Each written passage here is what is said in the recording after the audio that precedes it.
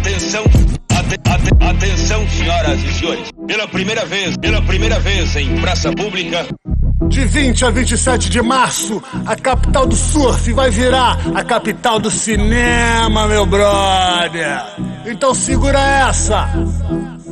Saquarema, Saquarema, a capital do surf vai virar a capital do cinema. Saquarema, a capital do surf vai virar a capital do cinema. Saquarema, a capital do surf vai virar a capital do cinema. Saquarema, cinema, Saquarema, feche cine, Saquá, feche cine, Saquá. Na capital do surf o cinema vai bombar, feche cine, Saquá, feche cine, Saquá. Na capital do surf o cinema vai rolar, feche cine, Saquá, feche cine, Saquá. Na capital do surf o cinema vai bombar, feche cine, Saquá, feche cine, Saquá. Na capital do surf o cinema vai rolar.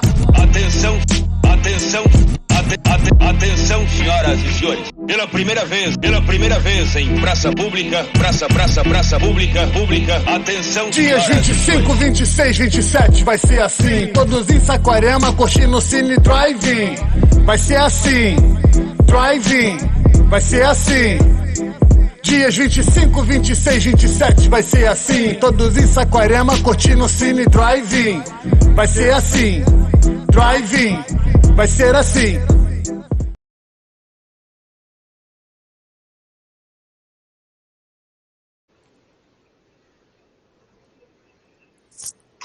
Boa tarde a todos.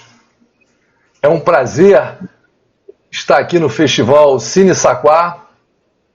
Meu nome é Hélio Pitanga, eu sou produtor e documentarista. A nossa mesa vai ser em torno da memória audiovisual do som, sol e surf.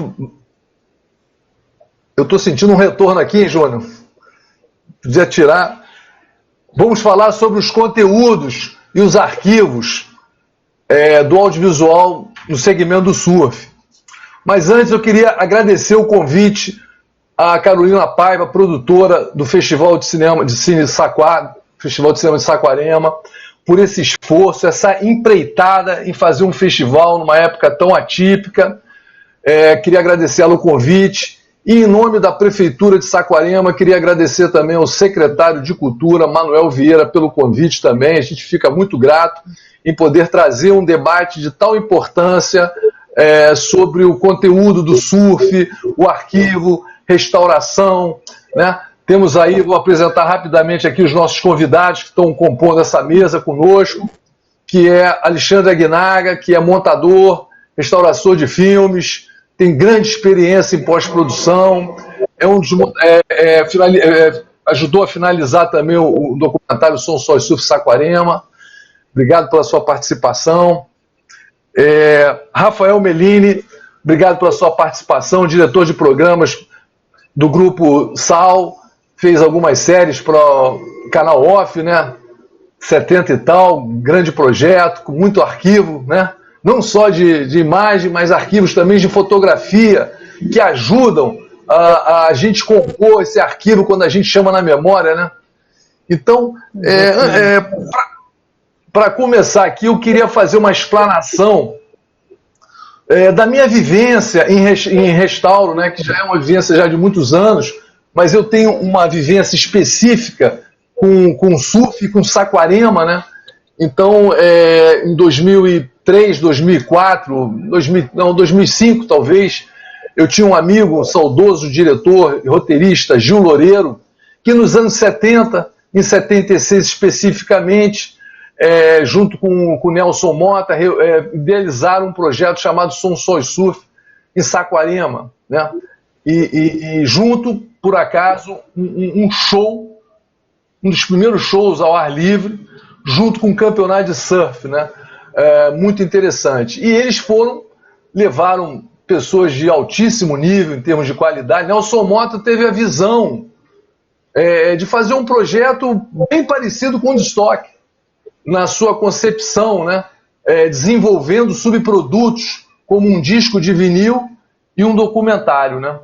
Então, levou o que tinha de melhor em fotografia, levou Miguel Rio Branco, João Tobi Azulay, levou gente muito bem capacitada para aquela época, né, em registrar esse evento, né? E assim foi feito, né? Registraram, gravaram aproximadamente 300 minutos em 16 milímetros, né? Mas no final do festival, como naquela época o patrocínio estava muito longe do radar do público jovem, independente da época que a gente estava vivendo, que era uma época mais de repressão, mas mesmo assim era um público muito afastado. Então você não tinha patrocinador, né? Você não tinha praticamente nenhum patrocinador. O patrocinador de grandes eventos, acho que só ocorreu a partir dos anos 80 com o Rock in Rio. Então o Nelsinho já foi visionário de olhar lá na frente, né? E em trazer um time de primeira qualidade da música popular brasileira, como Rita Lee, Raul Seixas, os grandes grupos de rock, Made in Brasil, né? Tantos outros, né? Então, quando acabou essa filmagem, teve um problema de estrutura financeira, né? Então, todo mundo ali era amigo, o Nelsinho pagou praticamente o trabalho do Gil com as latas de filme. O Gil falou para mim, pô, não sabia nem o que fazer com essas latas, se eu jogava fora, se eu chorava. E o Gil guardou isso. Guardou isso. Agora, onde ele guardou? Guardou no armário embutido da casa dele. A cada 10 anos ele trocava de lata. Em 2003, pô, eu tomando a cerveja com ele ali na Gávea, ele me falou. Eu já sabia, ele me falou. E eu fiquei muito interessado, né? Mas passou, vamos conversar. Passou um tempo, uns 8 meses, eu encontrei ele de novo. Aí ele tocou no assunto, mas mais sério. Falou, Hélio, aquelas latas ali vai melar tudo. Aquilo ali agora, a última que eu vi, eu nem abri para não chorar. Aí eu falei, pô, vamos pegar isso lá agora. Né? Vamos pegar isso lá agora. Eu não poderia pegar do armário embutido da Gávea, levar para minha casa ou para a produtora, para um outro armário. Isso ia ser uma situação doida, né? Então eu fui imediatamente para a Cinemateca do MAN, para o Hernani, que até hoje é o chefe da Cinemateca, para a gente avaliar esse material, né? Então foi o primeiro momento ali que eu olhei aquele material, parecia que era um paciente entrando no CTI. O Hernani tratava com as latas como se fosse um paciente em alto grau de morte, né? Então botamos luvas, né? Fomos para uma sala especial, limpou tudo, só para até abrir as latas, eu levei 1h30. Aí ficamos lá até meia-noite, porque eu já cheguei lá no final da tarde com a lupa olhando, ele falou, Hélio, ele só elogiava. Você tem uma preciosidade, isso aqui é um ouro, tem que lapidar isso. Eu, com um sorriso lá na orelha, falei, pô, o cara me achou um ouro, eu já sabia, só que no final veio parecer, Hélio, isso aqui é 9 meses. Aí eu fiz uma cara, 9 meses para acabar isso aqui vai endurecer essa película. Aí eu fiz uma cara de triste e ele falou, olha, vou te dar 12 meses, mas não passa disso, vai endurecer. O que fazer? Deixei as latas lá, que tem uma estrutura da Cinemateca do Rio, tem uma estrutura boa. E nem dormia, fui por isso para cá. Como é que eu... Quer dizer, você tem que levantar o financiamento, né, para você restaurar, para ver se você vai conseguir viabilizar. Porque ele falou, olha, isso é uma garantia de colorido preto e branco, isso aí vai ficar muito em aberto. Então, eu avancei na Cinemateca do MAN, só que passou 4 meses, ele me ligou e falou, Hélio, você vai ter que tirar, todo mundo tem que tirar. Por quê? Eu tenho uma tendência de infiltração. Então eu já antecipei, vai ter que tirar tudo para a gente fazer uma obra. Falei, meu Deus. E aqui não tem mais espaço, no corredor não tem mais espaço. Então eu tive que levar isso, não sabia nem para onde eu ia. Aí ele falou, pô, vai lá no laboratório de Cinemateca da Vila Isabel, Labocine, que o Chico, saudoso Chico Moreira, que restaurou todo esse trabalho. O Chico é um cara que nos anos 80 trabalhava na Embrafilme. A Embrafilme fez um convênio com a Alemanha Oriental e ele ficou lá 1 ano na Alemanha Oriental para aprender a restaurar. E lá fui para Labocine e Vila Isabel, chegando lá, conversando com ele, com a diretoria lá que eu conhecia, chegamos à conclusão, o Chico falou, olha, fica esse material aqui na minha sala. Aí eu a cada 2 meses ia para lá, tinha essa opção de botar na Cinemateca de São Paulo, mas eu não queria ter essa distância. Aí peguei vários pareceres da Casa Blanca, da própria Labocine e falava, literalmente, meu amigo, mais 1 ano. Então foi uma agonia para aonde eu vou deixar, eu tive a felicidade de deixar dentro da Labocine. E a cada 3 meses, 2 meses eu ia lá, a gente mudava, manuseava, e eu não tinha nenhuma perspectiva. fazia toda essa prospecção financeira, mas não havia perspectiva de restaurar. Até que ficou assim 2 anos, 3 anos, eu comecei a fazer as parcerias de restaurar, de limpar o material, até digitalizar.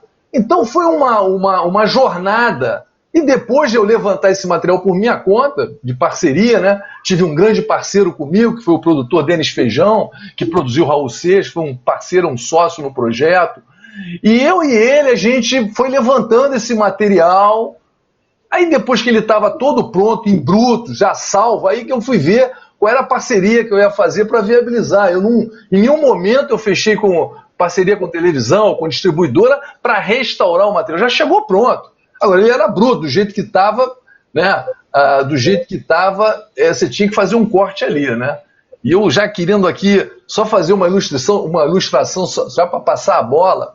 Um material bruto dessa natureza, em 16, como escreveu o saudoso crítico Avelar, que nos deixou alguns anos atrás, o material bruto é sempre um material nervoso, é um material cheio de perguntas e sem nenhuma resposta aparentemente. Então é isso, você tem um material bruto, eu falo, eu tenho 300 minutos, eu vou fazer 3 longas, não, eu vou fazer 15 séries, não sabe o que vai fazer, porque é tanta coisa, meu amigo, que você se você não focar, você se perde. Então, você vai passando por várias etapas da restauração.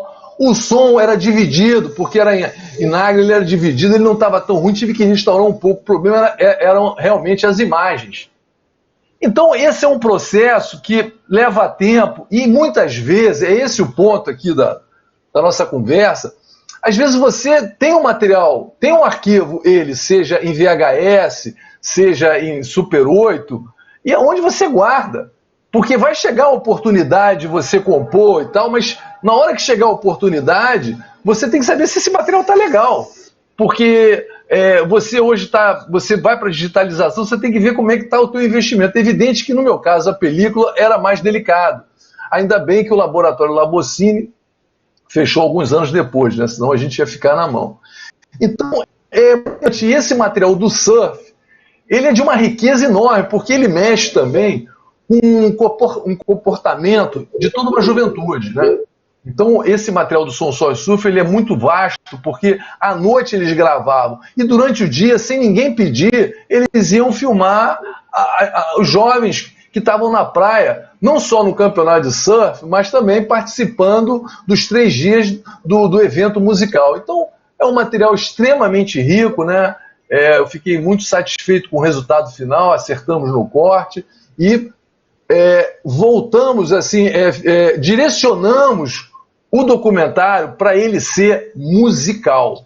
Então ele tem surf, mas ele tem música o tempo todo. A gente tem 25 músicas, né? Inclusive músicas de Bob Dylan, música de Jimi Hendrix, interpretada pela Angela Rorô. Então o retorno foi muito bacana, mas eu passei muito sufoco em restaurar, em armazenar esse material enquanto ele não estava restaurado e nem digitalizado, né? Mas valeu a pena, o resultado foi positivo. Então eu queria saber quem está aí, né? O Petit já chegou aí, não? Eu queria já passar a bola para vocês e ia começar com Otávio Pacheco. Otávio Pacheco é um surfista, produtor. Otávio Pacheco faz parte de uma geração de ouro do surf brasileiro, né? Eu costumo dizer não, acho que todo mundo já sabe, toda essa geração foi de fato que botou o surf no mapa do mundo e trouxe Saquarema também, né? Otávio é campeão de diversos campeonatos, representou o Brasil em diversos campeonatos internacionais, é conhecido como o embaixador do surf brasileiro no exterior. Além disso, tem boas vivências de produção, né? Chegou a produzir no Hawaii, no Havaí, longa-metragem, né? Alguma parte de alguma longa-metragem. Tem uma experiência muito rica, né? Participou de filmes dos anos 70, né?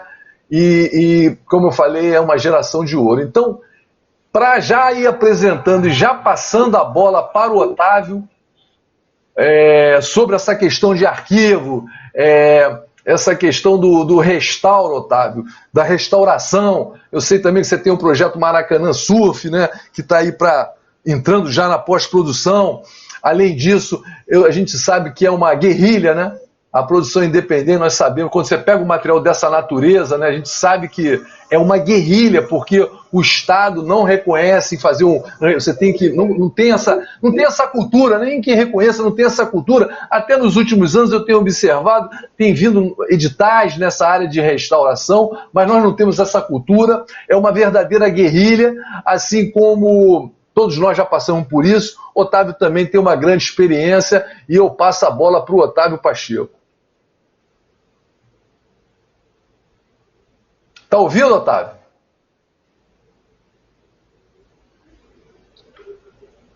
Tem que ligar o microfone. O microfone dele está desligado, o meu está ligado.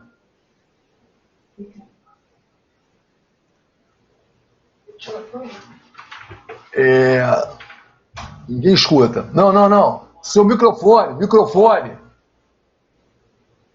O seu microfone, Otávio, tá desligado. Liga ele aí.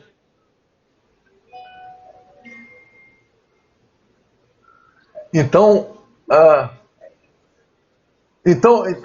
deixa eu... Otávio? Não está ouvindo. Então, deixa eu passar a bola aqui, quando ele acerta, passar a bola aqui para o Alexandre Aguinaga, que também tem uma vivência muito boa na área de computação gráfica, na área de montagem, na área de restauração. O Júnior, eu estou com um problema de retorno. Tem uma experiência também muito boa na restauração dos arquivos, né, o Alexandre? Tanto em película, e também a gente não pode descartar também, porque os Zumatics, os VHS, né? Todas essas bitolas que vêm lá dos anos 80, 70, né? Isso é hoje quando você consegue restaurar uma imagem, vale ouro, né? É um arquivo sempre precioso, né? Principalmente quando a gente está falando de esporte, né? Quando a gente fala, como eu te falei, falando de esporte, está falando de geração. Então eu queria que o Alexandre passasse um pouco essa experiência, o que ele tem visto aí, o que ele tem feito, né? Essa experiência de restauração. Contigo, Alexandre. Boa tarde a todos. Bom, eu gostaria de falar da cultura do arquivo, né? Eu acho que é uma coisa que falta muito nas pessoas, de um modo geral.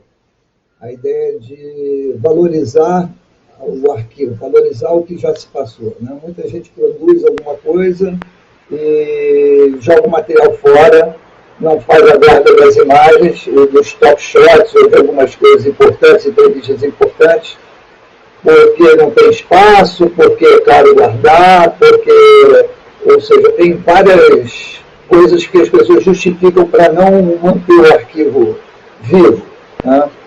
O arquivo é contar a história, não só a sua história, mas a história do país, a história do surf, do esporte, ou seja lá do que for estiver envolvido dentro do registro de imagens, né?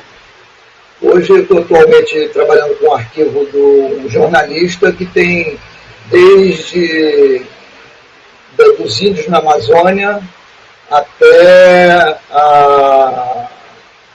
a história do Rio Doce, tem muita coisa, muito material.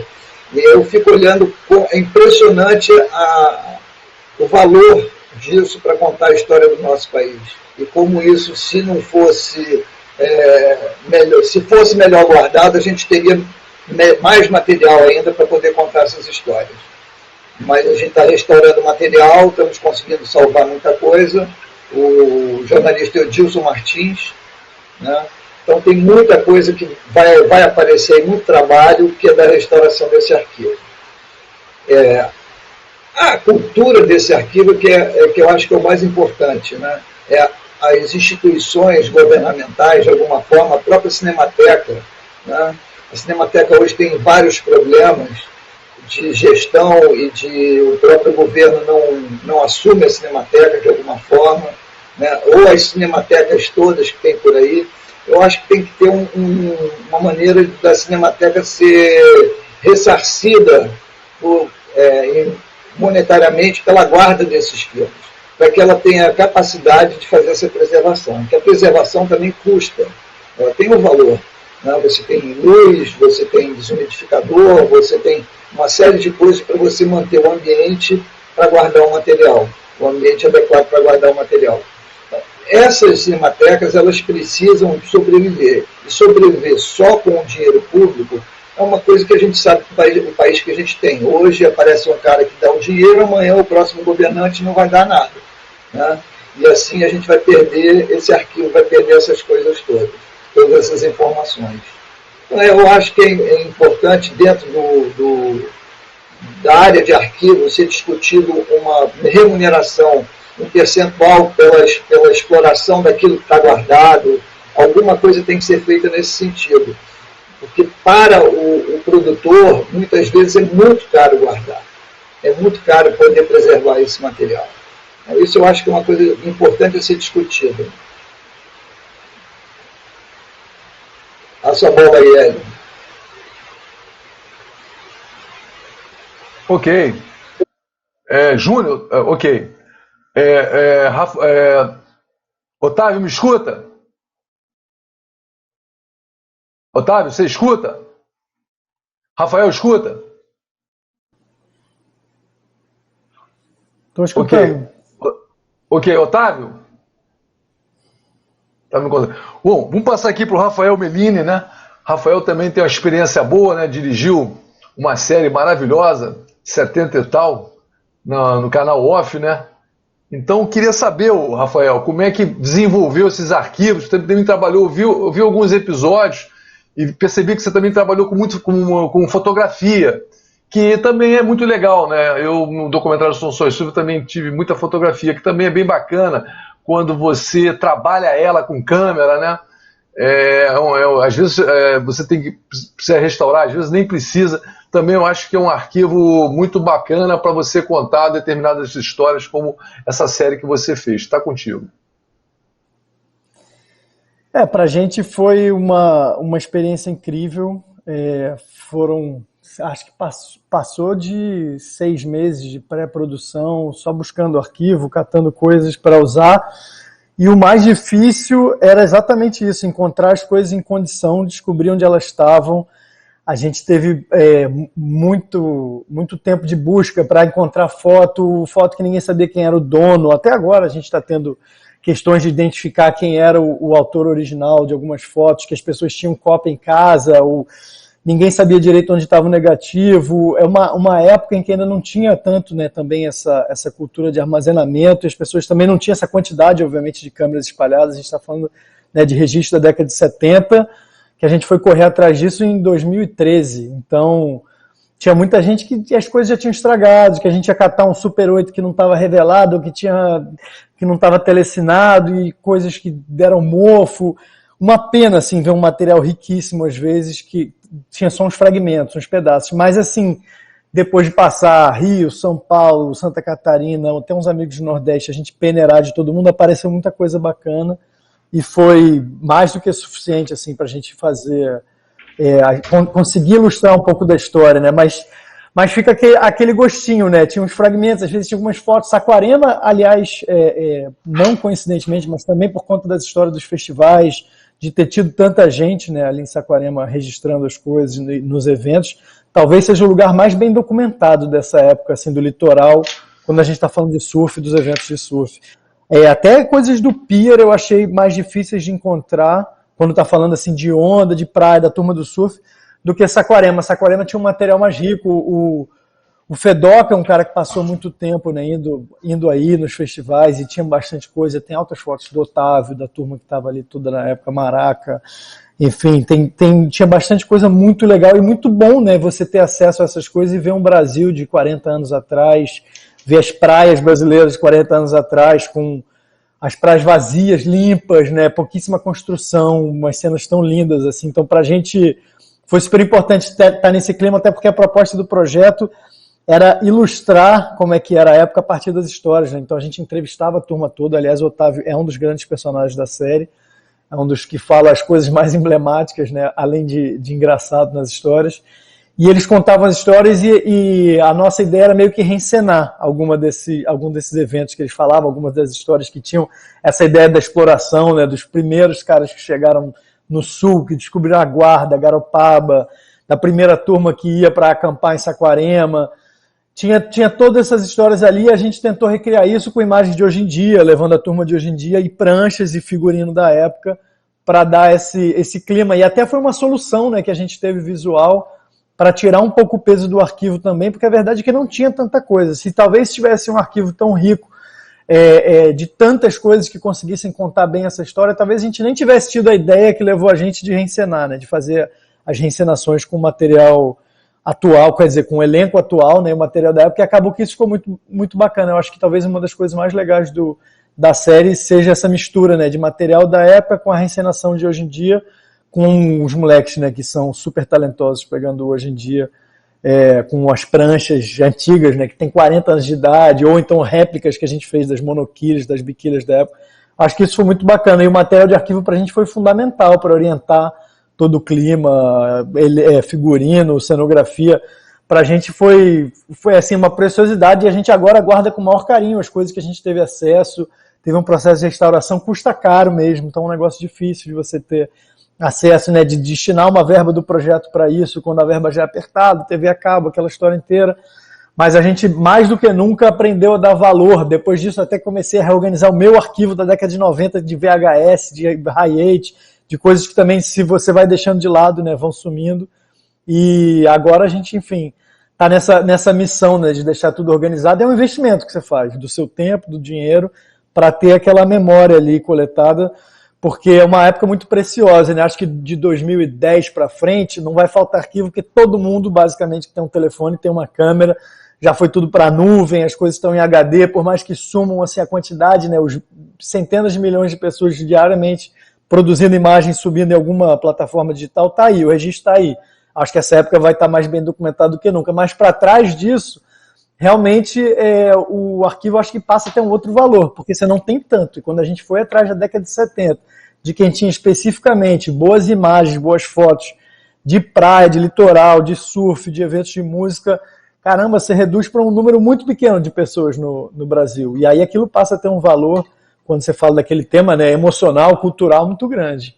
E achei uma baita experiência. Legal. Muito bom, muito bom. Realmente, o que você falou aí, ver as praias limpas, né? Eu tive também muita foto do site do estilo da época, né? Que era o Chico Mascarenhas, né? Chico Mascarenhas hoje é dono do Guimas, né? Foi o estilo da época. E ele me apresentou 800 fotos. Né? Eu revelei e restaurei 800 fotos da época. Então, você vê uma Saquarema totalmente diferente, né? Baixinha, né? Quase no mato, entendeu? Porque hoje você tem muita imagem aérea. E eu cheguei a fazer lá em Saquarema alguns drones, né? Nem usei, porque tinha tanta imagem, tanta fotografia, mas eu olhei as imagens que foram feitas com drone. Então tu vê uma Saquarema mais alta.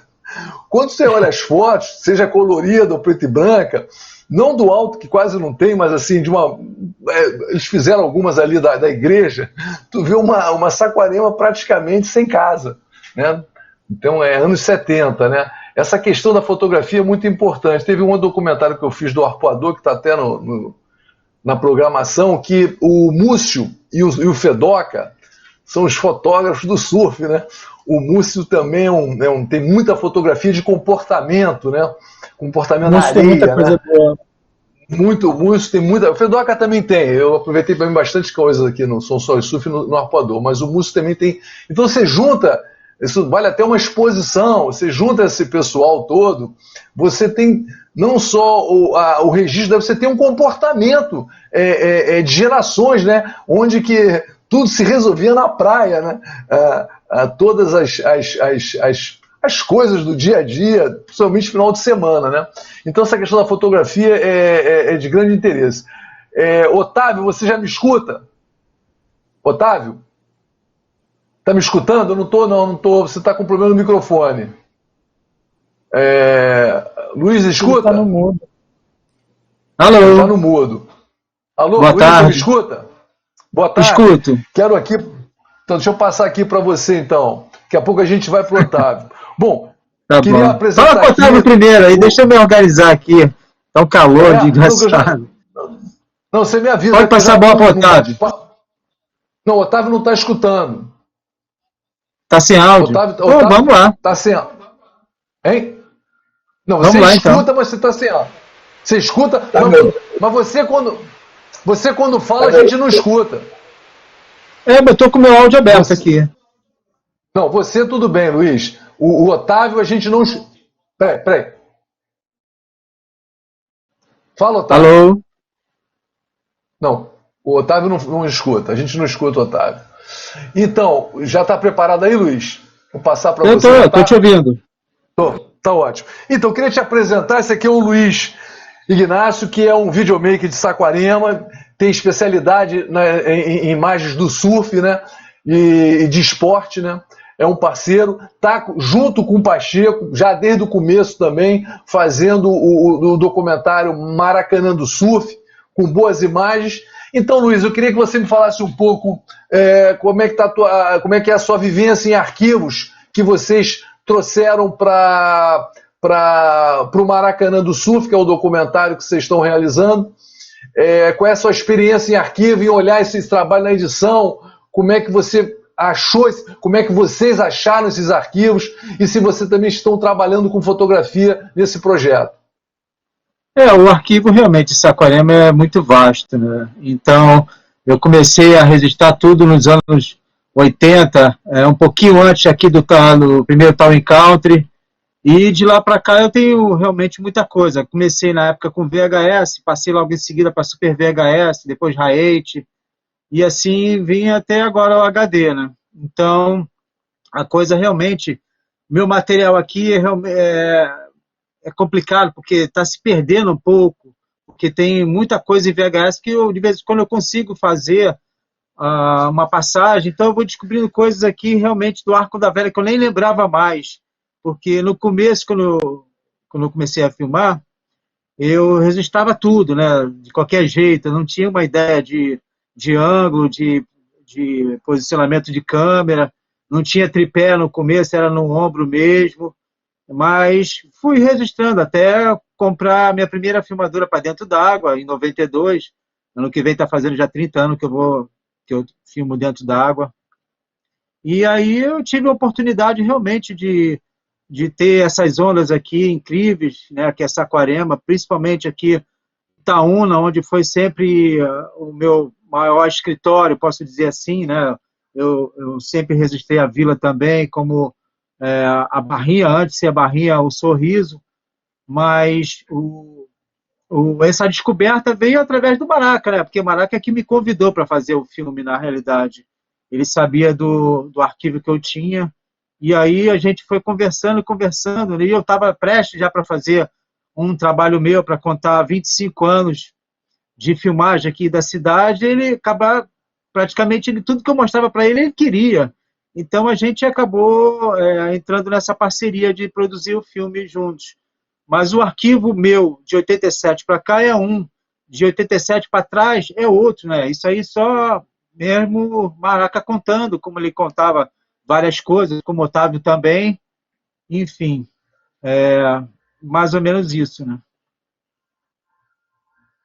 Muito bom essa experiência de VHS é muito legal, porque o VHS, se você conseguir restaurar, nos anos 80 todo mundo tinha câmera VHS, os amadores, né? Esses arquivos dos amadores são preciosos, né? É evidente que se você ainda tem uma imagem relativamente boa, não precisa ser tão profissional, você para qualquer documentário, qualquer série, se você conseguir inserir, isso é um super achado, né? A questão de você saber fazer essa seleção, porque nem toda seleção que você faça vai dar certo na finalização, né? Então você tem que fazer um projeto que isso passa muito pelo corte, né? Isso passa demais pelo corte, né? Eu fui muito feliz, né, no meu corte aqui, porque eu tive um super montador, que é o Pablo Ribeiro, que é também músico, né? E ele soube enxergar o melhor corte, apesar de o tempo todo, todos nós, tanto eu, ele, como o Denis Feijão, que também produziu comigo, a gente tinha a ideia de fazer o Som Só Surf Saquarema um doc musical. No entanto, esse material de arquivo, na hora da montagem, ele é fundamental, essa avaliação do montador, né? Porque ele é ali que vai dizer o que serve e o que não serve.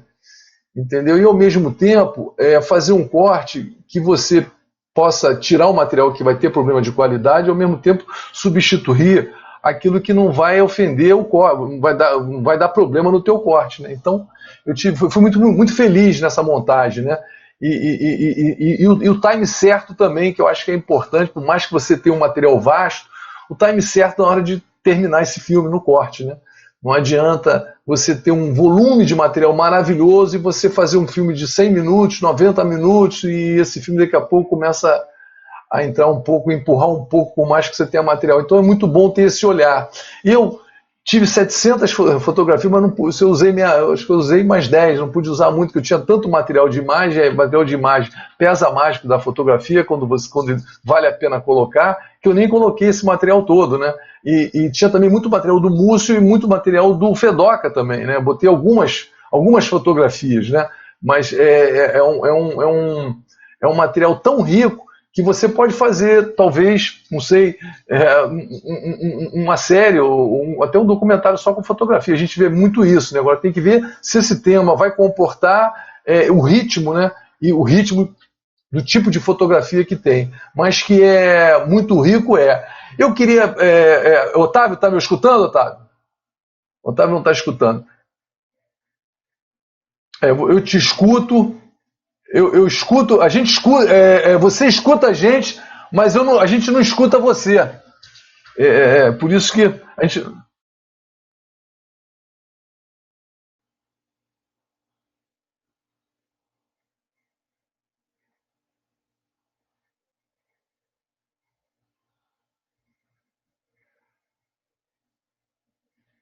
Bom, eu vou seguir aqui, Júnior.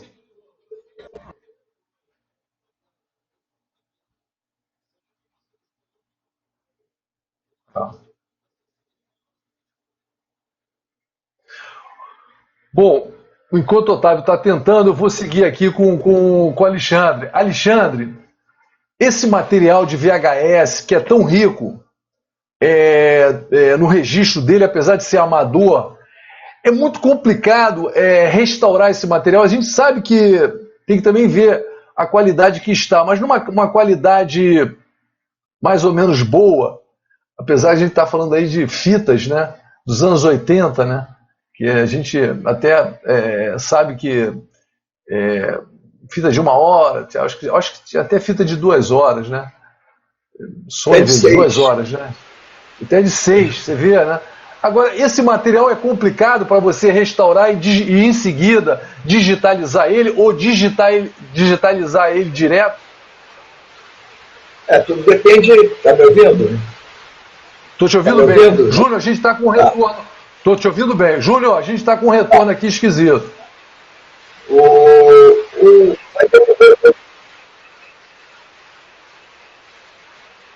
O telefone de quem? O telefone de quem? Tá bom. Tá bom. Desculpe, tá bom. Vai lá, Alexandre. Então, fala. Não, a complexidade é muito do estado do material. A complexidade está aí. É como a fita foi preservada, como ela está, se ela tem fumo, se ela não tem fumo, se tem que limpar, se não tem que limpar, se o óxido está bem impresso no acetato, ou se ele já está soltando. Isso tudo aqui é uma coisa muito técnica ali do material em si. A partir do momento que você consegue levantar esse material para reprodução, você consegue reproduzir esse material, aí o trabalho é mais de fotografia, porque se você passar da parte de fita amassada, fita mofada, fita que está deteriorando, essa é a parte mais complicada. Depois fica tudo mais fácil. Aí uma coisa mais eletrônica, né, que você a partir do momento que você já digitalizou, é o tratamento que você vai dar para a recuperação desse arquivo. Né? E aí tem várias coisas técnicas aí que eu acho que não vale a pena aqui entrar no mérito. Mas eu queria só colocar uma coisa, que o arquivo do Grupo Sal, hoje eu faço a guarda desse arquivo todo do Grupo Sal, Rafael. Está tudo preservado em LTO, está tudo guardadinho.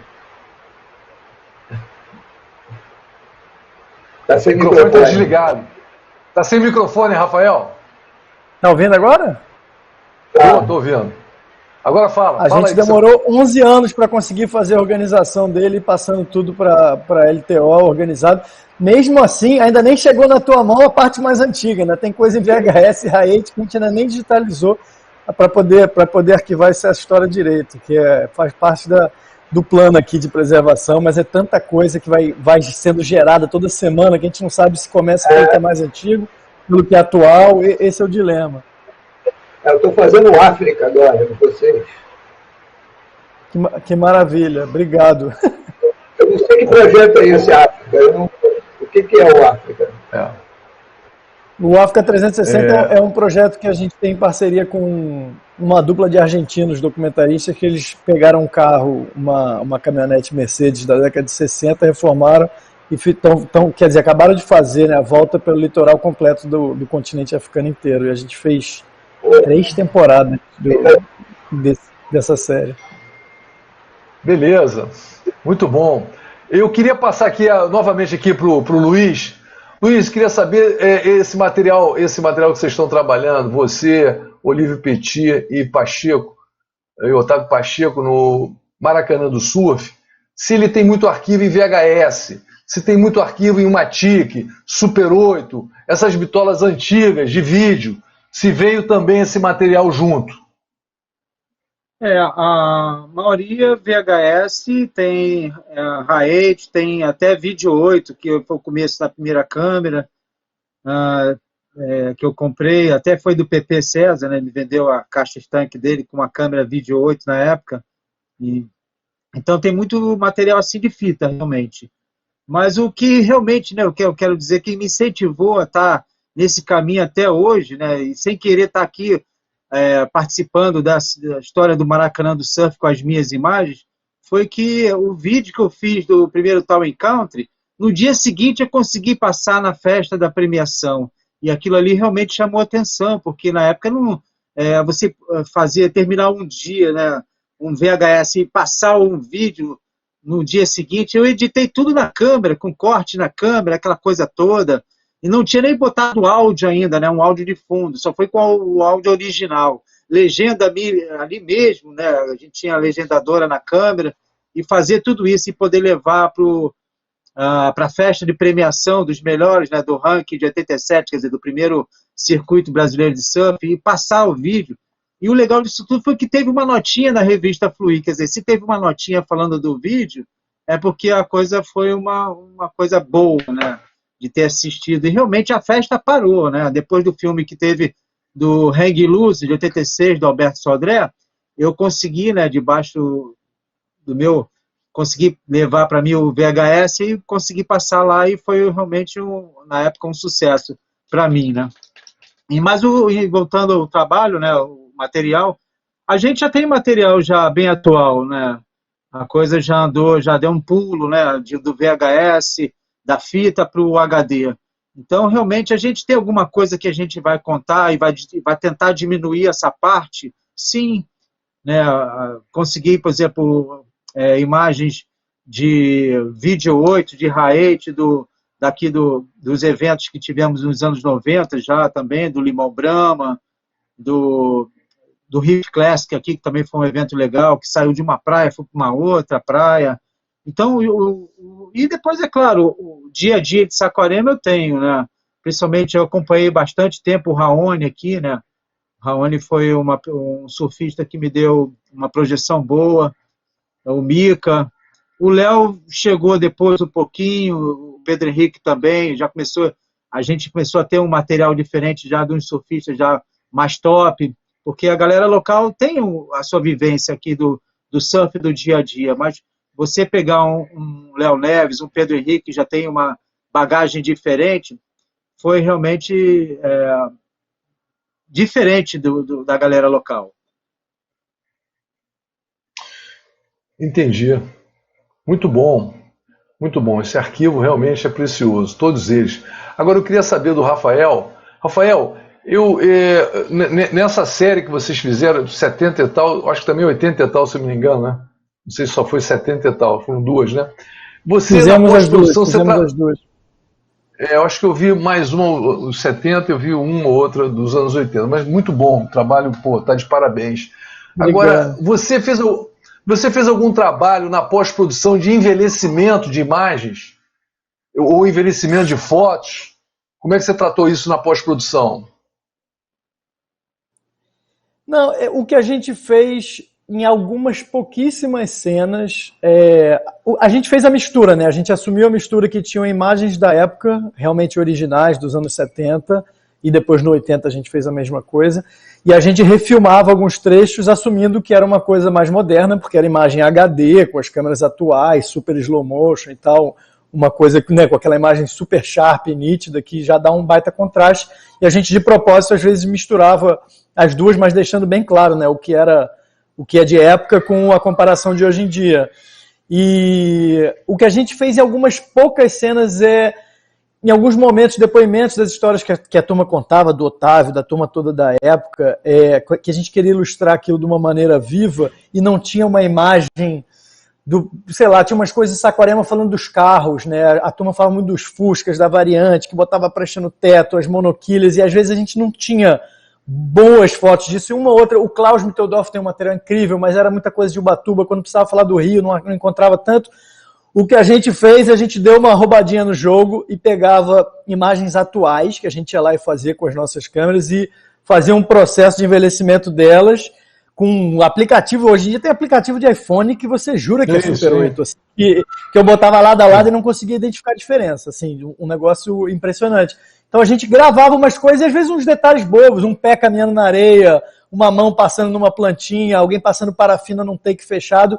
A gente fazia isso já com uma estética de Super 8, usando aplicativo de iPhone, usando algumas coisas, para entrar uns insertos bobos, mas a maioria das vezes a gente conseguiu ter imagens da época para ilustrar, e aí passava para os clipes, né, de momento atual para ter essa mistura. Mas foi muito bom, assim, era muito legal, porque às vezes na edição, e o projeto era grande, numa série de 3 episódios, mais o filme, que a gente mandou para um monte de festivais, que era uma versão longa, né, de 80, quase 90 minutos, a gente, às vezes com 3, 4 editores trabalhando em pedaços diferentes do filme, eu catava um trecho, e eu tinha acesso ao bruto inteiro, eu sou mega, assim, envolvido no processo, quero ver o bruto, quero ver tudo.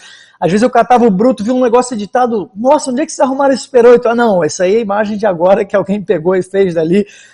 A gente se confundia no processo, tipo, já não sabia direito e tinha que olhar lá na pasta, não, essa é de não sei quem, tá bom, para não misturar, e manter a fidelidade. Que, aliás, eu acho que vai ser um problema do futuro, né, porque com essa história hoje em dia de você replicar a estética de qualquer época, né, você tem um aplicativo para VHS, para Super 8, para 16, para 35, que ninguém sabe direito o que é o que, você pega uma Red, você jura às vezes que é um 35mm, tem muita coisa que eu acho que com o passar dos anos vai virar um bolo, e aí só realmente quem tem um arquivo muito organizado vai saber direitinho o que pertence a quem, e de que época, né? Essa questão de você ter um arquivo organizado e manter uma qualidade desse arquivo, isso é o futuro, porque você hoje, você vê que até em ficção, muitos estão usando muito no meio da ficção de história, de uma determinada história, uma determinada biografia, joga um depoimento, entra um depoimento, joga um arquivo, eu acho que enriquece. Já vi algumas séries assim, enriquece muito, né? Porque leva o telespectador para aquela história. Então o arquivo, se tiver o mínimo de qualidade, e aí a pós-produção vai avaliar isso, ele é extremamente rico, né? Nem falo de biografia, de qualquer tema, né? A gente está falando aqui de surf, é fundamental. Só que o surf, ele tem uma pegada mais interessante que, como ele está na praia, ele mexe com o comportamento da areia. Porque não tem. Você pode ficar até numa imagem ali do surf, do campeonato de surf, mas você acaba vindo para a areia, até para receber a medalha, e na areia tem um comportamento de época a cada década, né? Principalmente cidades que tem praia, né?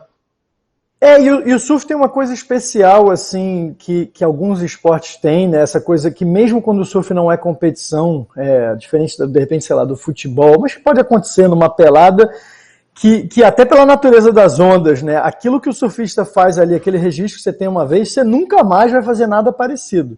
Agora com piscina de onda, talvez você consiga replicar mais próximo. Mas esse registro você tem daquele determinado dia no mar, então é isso, tem as histórias que as pessoas contam, não, porque teve um dia que o mar estava do tamanho gigante, ou o melhor dia de Itaúna, o melhor dia do Pier O Pier de Ipanema, até hoje, para você ver, isso é um debate na minha geração, porque a geração dos anos 70, a turma do Otávio, conta pra gente que era o melhor lugar de onda do Rio, que as ondas eram espetaculares. E a meia dúzia de fotos e filmes que tem, assim, coisas curtíssimas, a gente olha e fala assim, parece bom, mas não sei se era isso tudo, porque tem muito pouco registro. Então fica aquela coisa de debater se era memória afetiva ou se de fato...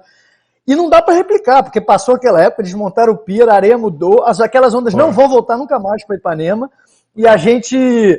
Até hoje fica... Então aquilo, o registro que você faz num dia especial de surf tem que ser guardado com o maior carinho, porque aquele dia, daquele jeito, não se repete nunca mais. É igual o gol de bicicleta do cara no jogo tal. Não tem. Se você perdeu, não deu rec, estragou a fita, estragou o filme, já era. Não vai voltar. Então é um negócio que a gente, né, cuida, porque se você tem um momento desse especial, pode ser que... ele é único e pode ser que se perca e ninguém mais vai ter acesso àquilo ali. E para complementar, eu te digo mais. Eu acho que das cidades aqui da região dos lagos, eu acho que quem tem mais arquivo é Saquarema. Até pela essa relação com o Rio de Janeiro. Até pela essa relação com o Rio de Janeiro. E se você for, como você falou, o Pia, se você for no Arpoador também, você vai ver pouco registro. O que você vai ver muito é pessoas do seu baú pessoal de fotos, né? Vão trazer e vão somar isso, porque é uma época que não se registrava muito. Eu queria, o Petit, Olívio Petit, me escuta? Petit, me escuta? Tá sem som também, tá com problema de som, Júnior, lá. Petit está com problema de som. Mas, complementando aqui, enquanto o Petit se sintoniza aqui, essa questão do comportamento do surf, ele vai além das gerações, porque com essa relação da praia aberta, né? Se você for num campo de futebol, você tem um comportamento todo mundo fechado ali, né? O surf não, ele traz você para a areia, ele abre, e na areia você vai encontrar outras coisas, como por exemplo, um jogo de frescobol, um altinho. Se você subir um pouco mais a areia, você vai encontrar um voleibol. Então ele carrega esse amplo comportamento espalhado. E aí você vai para o figurino das décadas, da sunga bermuda, do maiô ao biquíni, você trabalha já com uma outra temática, né? Petit, me escuta? Eu escuto. Petit, escuta, ótimo. Então eu vou apresentar aqui o Petit para também bater a bola com a gente. Petit é diretor e produtor dos filmes Brasil Surf, da série, diretor da série Dunas do Barato, que é uma série muito interessante. Também trata do que a gente está falando de comportamento das gerações, né? Eu acho que até a entrada da internet, 95, 98, entrada forte, né? A praia aí diminuiu um pouco, né? Mas a praia até então era um grande point. Então, Petit também tem uma grande... Ok, ótimo. Legal. Escuta, Petit agora, tem uma grande experiência... Não, escuto. Tá bom. Okay. Petit também tem uma grande experiência na área de arquivos, né? De material. A gente está falando de material aqui, Petit, não só de imagem, mas de fotografia, de arquivo de surf, né? Arquivo de gerações, arquivo dos anos 70, anos 80, né?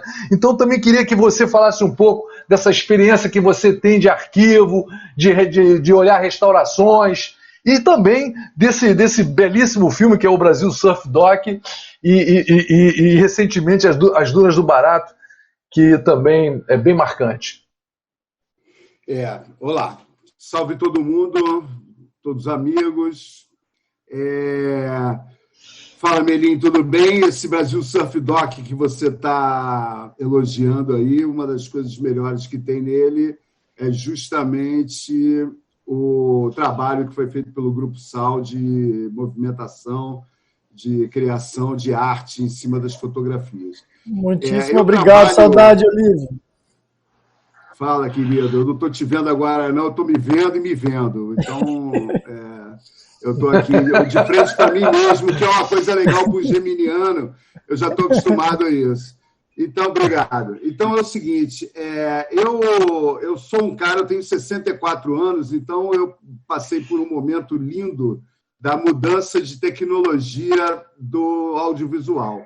Eu comecei com 20 e poucos anos como assistente de direção do Silvio Tender no filme Django, e lá era nitrato de celulose, o medo danado de pegar fogo, no arquivo, e o Chico Moreira, que é esse cara que restaurou o filme do Hélio, era o montador do filme, uma sumidade nesse assunto. E o Chico, ele falava assim para a gente, você gosta de história, mas você tem que gostar também de filminho. Então, tinha umas latas de 35mm, cheias de filminho, e ele chegava, quando eu chegava, ele falava, vem aqui, Petizinho, dá uma cafungada na lata. Aí ele levantava a tampa da lata e me obrigava a dar uma cafungada naquela lata para sentir o cheiro da celulose e ficar impregnado daquilo. Quando eu estava impregnado, o filme acabou, fez lá o sucesso dele, e eu fui parar, por conta desse sucesso, no SEDOC da TV Globo, e passei por um outro nível de arquivo, que era o arquivo analógico eletrônico. Que era o Matic, Betacam, um arquivo velho, um arquivo morto, de filmes que sobraram no incêndio da Globo e tal. E eu aprendi que, quando a gente, lá no arquivo do Silvio, era só pegar o negativo, fazer uma cópia, estava tudo lindo. Na TV Globo, todo mundo queria o original, porque a cópia já vinha com uma perda de qualidade. E como era a cópia da cópia, aí vocês já podem imaginar isso. E, naquela época, tinha uma disputa muito grande do pessoal do cinema. O pessoal do cinema fazia arte, da televisão fazia sei lá o quê, entretenimento, essas coisas assim. Aí eu saí de lá, então aí já se vão uns 8, 9 anos de arquivos. Aí eu fui para a TV Manchete, para o Sport TV, lá para Endemol, e aí, anos depois, lá no Sport TV, eu conheci o Roberto Moura, da Maçangana, que é um apaixonado por arquivo, e é esse o ponto que eu vou chegar. E o Roberto me chamou para fazer um filme sobre o Pier, um filme como o filme dos Z-Boys. Os Z-Boys eram um grupo de skatistas da Califórnia que estavam no lugar certo, na hora certa, porque eles foram chamados para formar um time de uma loja de surfista, e eles eram skatistas. O governo da Califórnia decretou que todo mundo tinha que esvaziar as piscinas, e um maluco inventou a roda de poliuretano para o skate. Então, esses caras, como diria o Bruno Henrique, elevaram o patamar do skate, porque eles levaram o surf para dentro do skate. As manobras nas piscinas, faziam manobras no street, no plano, essas manobras todas aí que eu não sei o nome, mas não vou me lembrar agora. Então, o Roberto queria fazer isso com o Pier. E aí, a gente, começando a pesquisa, que começou há mais de 10 anos, a gente viu que o Pier era uma coisa muito maior, que os surfistas eram os caras que começaram, mas ali tinha um caldeirão cultural muito grande, mas que o Brasil é um país que não tem memória guardada, ele tem memória contada. Por isso, nós temos versões 1000 das mesmas coisas. Voltando aqui, o Melim falou aí, por exemplo, a gente tinha uma brincadeira de fazer um quiz game. Quem foi o primeiro surfista a surfar no Pier? Tinha uns 15 candidatos. Quem era não sei o quê? Porque tudo isso é tradição oral, tudo isso é contado. E para você achar as imagens, achar as fotos, é um negócio muito longo. E a gente conseguiu, então, partiu para o arquivo familiar. Então, a Celinha Rezende, dona da Frágil, tinha uns filmes Super 8 de moda. Porque, por coincidência, o Pier, que aí é a coincidência carioca, que é que nem a dos Z-Boys lá, os caras botaram um Pier, as ondas se aproximaram da praia e ficaram mais fáceis de ser captadas pela mídia tradicional. A lente do fotógrafo do Globo e do cinegrafista da Globo conseguiam pegar aquele balé maravilhoso, aqueles instantes de espumas voando, corpos para um lado, prancha para o outro, aquela coisa linda do balé do surf. E, ao mesmo tempo, chegou no Brasil, no Rio de Janeiro, a tal da câmera Super 8, que era a câmera de família, que antes as famílias ricas que tinham dos Estados Unidos tinham uma câmera 16mm, mas eram 3. A partir dali, viraram 200 câmeras Super 8. Aí a gente foi correr atrás do arquivo do Carlos Vergara, o artista plástico, os arquivos do Ivan Cardoso, que é o cineasta que fazia uma sessão inteira de filmes Super 8. O Jornal da Tela era Super 8, o trailer era Super 8, ele metia num kitnet da irmã do Nelsinho, ele meteu 70 pessoas, foi todo mundo expulso do apartamento, do prédio e tal. Então, juntou, coincidiu isso, e a gente conseguiu levantar esse material.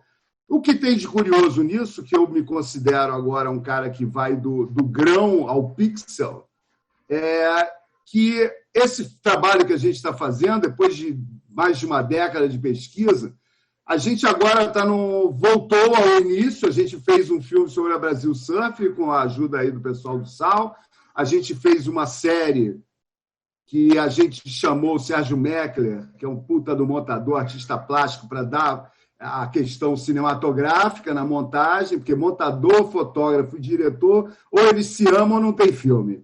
Então, o Serginho foi lá, deu aquele jeito, aí, agora 50 anos do Pier, vamos fazer o filme. Aí a gente tem foto de lambe-lambe, a gente tem foto revelada numa ótica de esquina em 1975, a gente tem umas fotos de um cara que era apaixonado por fotografia e revelava o preto e branco do quarto de empregada dele. A gente tem cromo, a gente tem slide, a gente tem Super 8, 8, 16, 35, a gente tem cartão, a gente tem Betacam, a gente tem o Matic, a gente tem VHS e tem um maluco, que é o Silvio, que o Alexandre aí conhece bem ele, o G. Silvio, que agora está botando tudo numa mesma situação. E qual é o grande barato do momento, o grande desafio? É porque quando a gente fez a série para a TV. A TV tem uma tela pequena, apesar das TVs novas e etc, etc. Ela tem uma tela ainda pequena. Então, aquele material que não está essa maravilha toda, na tela pequena você vê ele bem.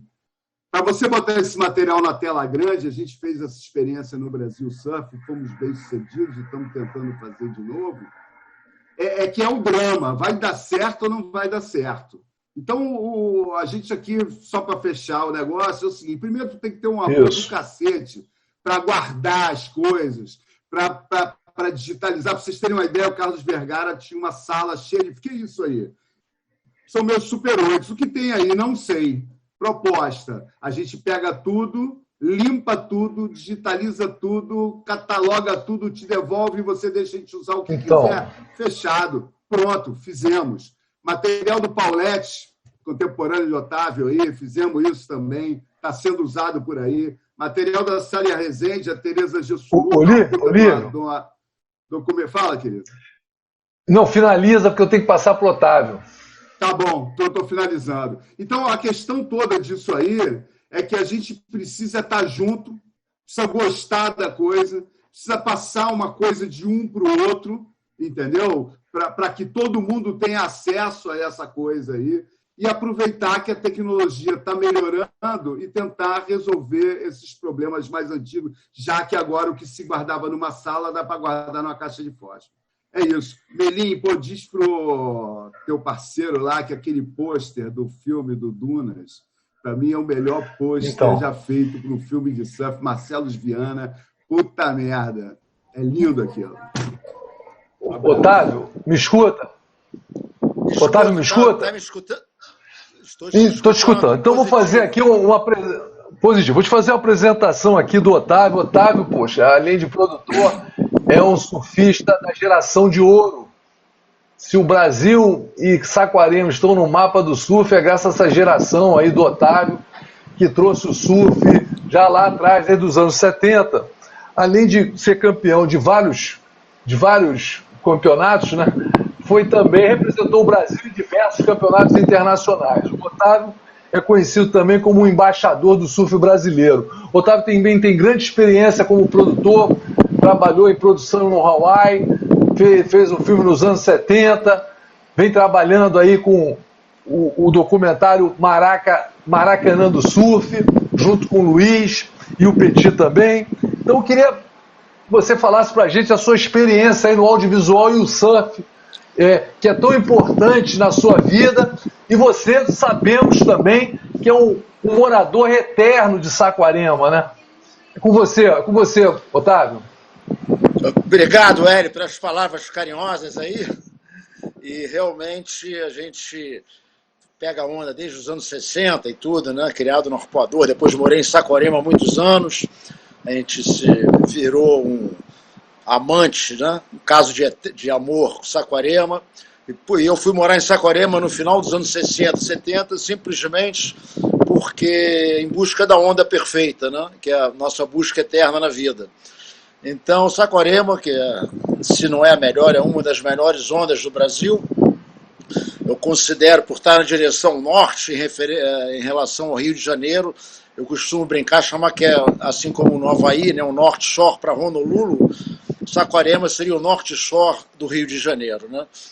Mas, vamos lá, eu estou primeiro a agradecer também ao Cinefest de Saquá, Carolina, de ter dado esse espaço para a gente, né? A Prefeitura de Saquarema, com a nossa prefeita Manuela e o Antônio Pérez, que sempre apoiaram o esporte, atualmente mais do que nunca. Saquarema, que era a capital nacional do surf, hoje em dia virou a capital mundial do surf, né, com 3 etapas do campeonato do circuito mundial, lá que Saquarema está sediando, etc., e com todo louvor, né? Então, e eu agradecer também ao secretário de Cultura, que é o Manuel Vieira, né, que também está abrindo esse leque da cultura em Saquarema, que é muito importante. A gente em Saquarema antigamente só tinha água, sol e areia, e onda, e peixe. E agora a gente tem também eventos, temos a cultura efervescendo lá, né? Enfim, e agora o cinema, né? Que esse festival sendo uma coisa inédita. Perdemos o som, perdemos o Otávio. Otávio, volta, abrindo Otávio. Espaço. Voltou agora? Isso. Voltou? Voltou. Abrindo espaço para agora para o cinema, né, em Saquarema. E eu tive essa experiência lá nos anos 70, eu e meu saudoso e parceiro amigo Maraca, nosso, né? E que a gente sempre foi muito parceiro de surf, principalmente, desbravando ondas, e a gente teve um sonho, depois que nós fomos na Embaixada dos Estados Unidos, no final dos anos 60, passou uma sessão especial do filme, dos primeiros filmes clássicos de surf, que foi o Endless Summer, do Bruce Brown, né? Quando eu vi aquele filme com Maraca, eu vi aqueles caras viajando o mundo inteiro em busca da onda perfeita, eu falei, porra, é isso que eu quero na minha vida, é isso que eu quero fazer na vida, porra.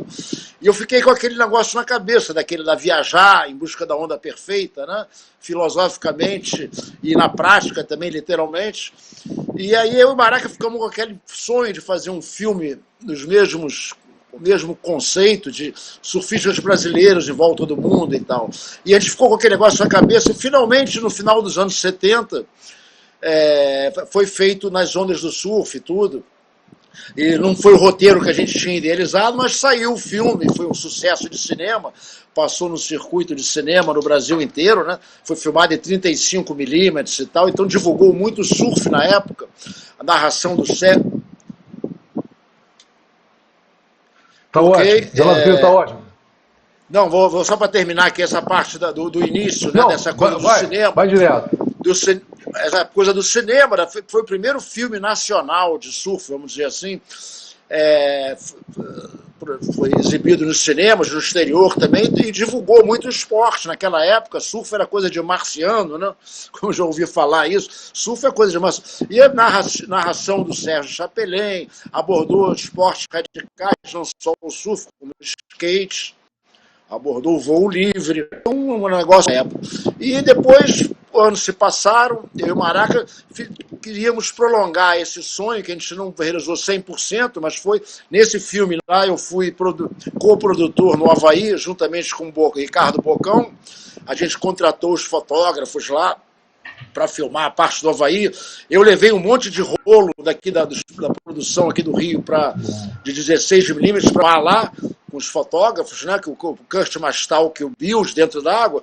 Chegando lá, o filme não era compatível, eu tive que ir lá na Kodak comprar o negativo 72-42, que era o 16mm, que daria para botar em 33mm e tal.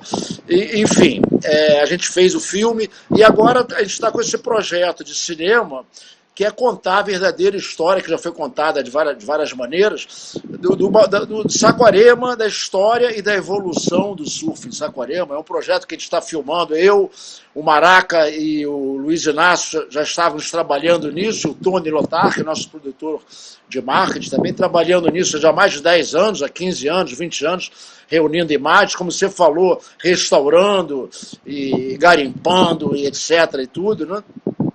E agora o projeto que se chama Saquarema, o Maracanã do Surf, que a gente está tentando finalizar, já está quase todo filmado, né? E agora a gente chamou essa equipe maravilhosa que vos fala, que é você, né, Hélio? Porra, o nome já fala, Hélio Pitanga já fez, Olívio Petit, craque, né? Luiz Inácio, também, que dispensa comentários, é o câmera que já tem tudo arquivado e gravado em Saquarema em termos de surf, de imagens espetaculares. O Tony Lotar, nosso produtor de marketing também. E agora a gente está aí prospectando com empresas e com instituições para apoiar, né? Bem-vindo qualquer apoio, qualquer ajuda aí, para a gente poder finalizar essa obra. Nós devemos, eu assumi isso para o nosso falecido Maraca, né, para terminar esse sonho meu e dele, e principalmente dele também, e a gente tem essa missão a cumprir, que é finalizar esse filme, que está muito legal, tem imagens impactantes. Em breve, a gente quer começar pelo cinema mesmo, cinemão, depois vamos para as outras plataformas todas, e vou contar com a ajuda de todos vocês aí, e principalmente a prefeitura que abriu espaço, que a gente quer paralelamente promover Saquarema, como ela já está no mapa mundial do surf, né? Então a gente tem fortíssimas antigas de todo o trajetório de Saquarema, quando ela foi conhecida como a capital nacional do surf, nos festivais dos anos 70, depois o Maracanã do surf e agora a capital mundial do surf, né? Então é mais ou menos isso, que a gente está nessa guerrilha, como você falou, né, o Hélio, é uma guerrilha mesmo, fazer cinema no Brasil, ainda mais ter sonho de fazer cinema ainda hoje em dia, coisa que já está até quase que ultrapassada, né, no telão, mas a gente tem esse sonho, a gente vai tentar fazer pelo menos algumas exibições em cinema. Agora, voltando rápido, um outro parênteses sobre o Pier, que o Rafael falou também, o Petit também, que trouxe, quem pegou a primeira onda, quem não foi onda boa, não dava, realmente a gente não tem arquivo suficiente para comprovar, mas eu te falo de cadeirinha. Obviamente o Pier deu onda, foi um fundo artificial, né? Porque ele foi construído em 70 para fazer um ensaio submarino. Quando colocaram as pilastras com areia jogando do lado raso, um fundo excepcional, e realmente formou as melhores ondas do Rio de Janeiro. Não é memória afetiva nem nada, era um fato. Então rolou. A gente tem muito filme por aí, arquivado aí nos baús, que a gente vai achar um dia desse. Eu me lembro até que um comentário dizendo que realmente, será que era isso mesmo? Tinha essas zonas todas? Tinha, sim. Tá? E nós fomos os primeiros, eu não vou dizer que eu fui o primeiro a surfar a primeira onda do Pier. Eu tenho uma foto do Mussi Scorzeli em 1970, no início, quando o Pier começou com as primeiras pilastras, eu com cabelo reco, estava servindo o exército exatamente em 1970, então a gente tem esses documentos todos, e a gente literalmente sentou do lado do Pier, esperando, botando as pilastras, e cada vez que eles botavam as pilastras, começava o mar ficar melhor, melhor e melhor e melhor. E aí foi aquele sonho todo. Depois o pessoal veio atrás dos surfistas e se formou aquele point cultural, aquela efervescência cultural toda, e que dentro da ditadura, todo aquele ambiente, né, que foi muito bem colocado pelo filme do Petit aí, pelo documentário do Rafael também, que abordou isso tudo, né? Mas o Pier realmente tinha ondas excelentes lá. Foi um point, foi um fundo artificial, tanto é que em 74, quando tiraram, parou de dar onda. Engraçado que os surfistas saíram e todo o point desmontou, as pessoas se afastaram, ou seja, o surf realmente forma point, forma opinião, e a galera vem atrás do surf, como aconteceu em Malibu nos anos 50, no Rio de Janeiro, no Arpoador aqui, que foi o berço do surf brasileiro, em Saquarema, no Pier, e continua aí, né? Vamos agora torcer para a gente finalizar essa obra que se chama Saquarema, o Maracanã do surf, a história e a evolução do surf em Saquarema, ok? Obrigado pela presença e pela essa forte equipe aí que vai estar nos ajudando a finalizar esse filme, tá? Hélio Pitanga, Olívio Petit, Luiz Inácio, Tony Lotar, Ralph Canetti no som e outros amigos que estão nos ajudando tanto. E o Agnaga também, obviamente, e o Gatão, com Archive, né? Que, porra, vai ser o mestre aí da restauração de cinema. A gente vai precisar de restaurar muita imagem para fazer as edições finais com esse efeito especial. E o Gatão com Archive, né? Que é o nosso parceiro antigo também, que está mantendo, né, e armazenando muito material nosso que já estava se estragando, como o Petit falou, com cheiro de melancia, né, da que não vai estragando material nas latas. Então é legal poder salvar e para a posteridade e poder salvar esses arquivos históricos que são tão preciosos, né? Obrigado a todos vocês aí pela força. Maravilha, Otávio. Eu que fico honrado você ter me convidado para eu te dar aí esse suporte, é uma honra para mim.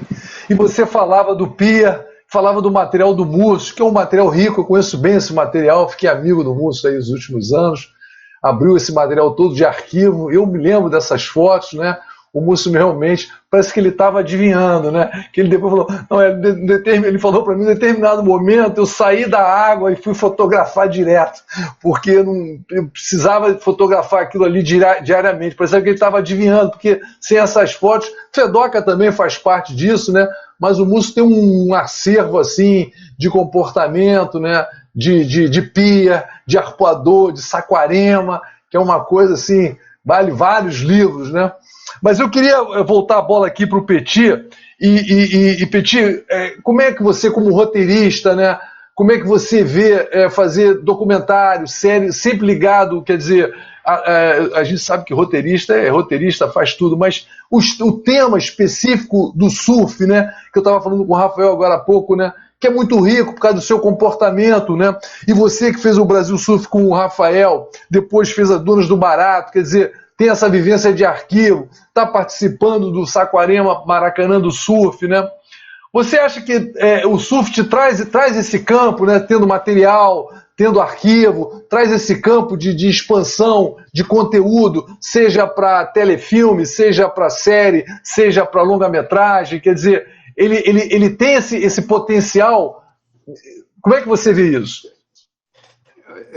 Primeiro, eu preciso dizer o seguinte, eu acho, tenho quase certeza, que as primeiras imagens que eu filmei com a minha câmera Super 8, em 71, 72, foi surf no quebra-mar, na Barra da Tijuca, tenho quase certeza disso. E o que eu tenho certeza absoluta é que eu jamais subi numa prancha de surf. Eu tive no primeiro Festival de Surf de Ubatuba, eu tive no Festival de Saquarema do seu filme, eu acompanhei essa história toda, eu fiz um programa chamado Surf Adventures no Sport TV, que talvez seja o programa que deu início a essa coisa de programas de viagem, séries de viagem, não estou falando de filme, estou falando de série, foram 5 anos, programa de alta qualidade, e trabalho com surf a vida toda, o tempo todo perto, porque é o seguinte, eu sou carioca, eu gosto da praia, e o surf é um balé, tá? É uma possibilidade infinita de imagens em lugares maravilhosos. Eu era gerente artístico do Sport TV nessa época e tinha umas pesquisas lá, que é o seguinte, o povo brasileiro naquela época, acostumado só com a TV aberta, quando surgiu a TV a cabo, eles começaram a ver programas de neve, programas de surf. Então eram ilhas que eram um montinho de areia no meio do Oceano Pacífico, com meia dúzia de coqueiros e o mar rodando. Tal de Nias, parece que tem uma onda lá que roda todo dia, na mesma hora, com o mesmo tamanho, no mesmo vento há 5.000 anos. É a mesma onda, todo dia, todo dia. Então você vai lá e bota o Fred Dorena lá em Desert Pod para tu ver se tu não faz 15 longa-metragens. Então é lindo, porque não é a mesma coisa, apesar de ser a mesma onda, o mesmo surfista, a mesma prancha, nunca é a mesma coisa. E o surf tem essa coisa dessa globalização aí, que você consegue ver. Com a Tavarua, se você vê vista aérea, é um coração. Pô, é uma coisa linda o negócio, sabe? Tem imagens, assim, quando a gente começou a fazer o Surf Adventure, Chopo era secret spot, a gente morria de medo do pessoal do Veter Davi enfiar porrada na gente se a gente dissesse qual era o nome da praia. Mentawai eram umas ilhas, a gente chamava de ilhas ao sul de Sumatra. Não dava o nome, porque tinha medo de crowd, tinha poucos barcos lá e tal. E hoje em dia conseguiram organizar isso para os surfistas, evitando o crowd, etc. e tal, sei lá de que maneira, porque eu não sou surfista, mas o surf tem uma possibilidade absoluta. Pô, Rafael é muito mais novo que eu, já fez dezenas de programas, sei lá, centenas, eu arriscaria dizer, diferentes uns dos outros. Entendeu? E sempre sobre a mesma coisa. Aqueles mesmos caras pegando onda para a direita. Quando eu comecei a trabalhar com edição de surf, eu ficava nervoso, porque o cara vai para um lugar e Porto Escondido, é tudo esquerda, o filme inteiro é esquerda. Eu queria direita. Aí eu falava, vamos inverter isso aí. O cara, tá maluco, meu irmão. Aí me disseram que o João Paulo Carvalho, que é um dos maiores montadores do Brasil, já teve essa mesma discussão com o Roberto no primeiro filme dele. Ele falava, porra, só tem onda para um lado. O Roberto falava, não, calma. Então, o surf tem esse negócio. São quantas produtoras de surf fazendo programas de surf, filmes de surf, sabe? Sei lá, podia te citar um monte de diretores. A minha memória é meio fraquinha mesmo. Mas são milhares. Você pega lá o Now, entra no Off. Quantos tem lá, Rafael? Entendeu? São filas e filas. O Brasil Surf teve uma época que foi parar, era a penúltima oferta. Eram umas 150 linhas de 10 filmes de surf, e aí lá no final tinha lá o Brasil Surf. E se você for olhar para o filme, é a mesma coisa. Agora, o que eu queria mesmo falar aqui um pouco sobre essa questão do arquivo, sempre me prolongando, é que tem umas pessoas que a gente tem que tirar o chapéu com relação a isso. O Bocão e o Antônio Ricardo e a Unigraf, eu fiz há uns 5 anos atrás uma série com eles sobre o Realce, que era um programa desde os anos 80. E as imagens estão lá, meu irmão. O Lulu Santos está lá com 20 anos de idade, sabe? E eles preservam aquilo ali. O Roberto Moura, da Maçangana, ele soube que a mulher do Newton Barbosa foi um dos maiores fotógrafos de surf do Brasil na segunda metade dos anos 70 e na primeira dos anos 80, talvez. Fez as fotos da Brasil Surf, fundou uma revista chamada Visual Esportivo, sabe, com o Jacques Neri, e era um cara porreta, do jeitão dele, não conheci pessoalmente. Esse cara faleceu e a mulher dele estava deixando, o material dele ia ser abandonado. O Roberto pegou um camburão que ele tem, junto com o Carlos Sanfelice, que é outra figura assim, do bastidor do surf, da filmagem de surf, que é um cara querido. Foram até lá, Praia Rasa, em Búzios, e pegaram aqueles caixotes de fotografia, de slide, de tudo, botaram dentro da caçamba e trouxeram. Até hoje, isso já tem muito tempo, até hoje eles estão limpando e catalogando slide por slide. Vai aqui uns maluquinhos desses caras que escrevem sobre surf há 40 anos, lá vê a fotinha com a lentezinha e fala, pô, olha aqui, não é o fulano, essa onda com esse tamanho, com essa formação, deve ser não sei o que lá que está naquela revista. São os abnegados. E o Roberto, ele diz claramente o seguinte, eu sou guardião dessas fotos. Essas fotos não são minhas. Essas fotos são do filho do Newton. Mas eu guardo, eu limpo, eu catalogo, e se alguém quiser comprar depois, a grana é do moleque, não é minha. Se eu quiser usar, eu vou pagar o moleque. Isso, eu fico até arrepiado, eu vou vontade de chorar. Porque é isso que o Chico Moreira fazia, é isso que o maluco do Bocão e do Antônio Ricardo fazem, é isso que o Melim, que eu conheço a produtora dele, deve estar lá tudo também certinho, direitinho, e é isso que é legal. Porque é isso que vai fazer com que a gente chegue uma hora e que eu, Otávio, a gente achou as fotos do Bia, puta merda, boas pra cada ondaça, meu irmão.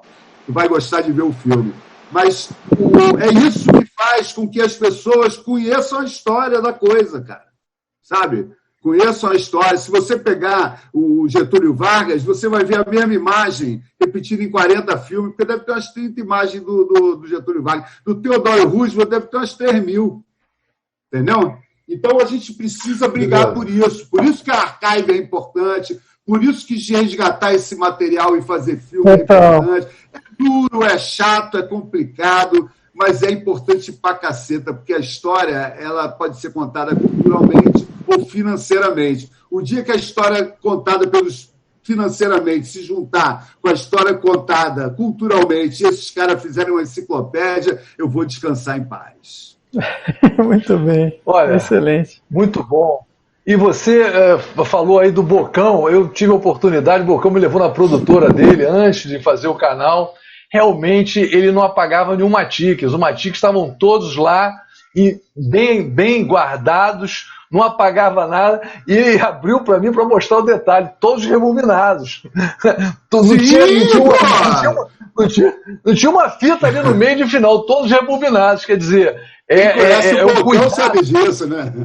Sabe disso. E aí você vai fazer uma série do Realce, está tudo ali, né, que é o Realce, o famoso programa da Record, que ele locava espaço. Eu queria aproveitar e passar a bola aqui para o Rafael, para ele contar para a gente como é que é produzir esse volume, como o Petit estava falando, não só a série, mas o volume de programas que você vem fazendo. Não sei se você continua fazendo um programa no Canal Off, já assisti alguns, mas pelo que o Petit falou, você tem esse volume de produção e ao mesmo tempo que não cai numa coisa repetitiva para o próprio leigo, o próprio telespectador não achar que aquilo ali já está demais, quer dizer, já viu alguma coisa parecida. Isso aí passa muito pelo roteiro e pela produção. Queria que você falasse um pouco dessa produção em alta escala, né?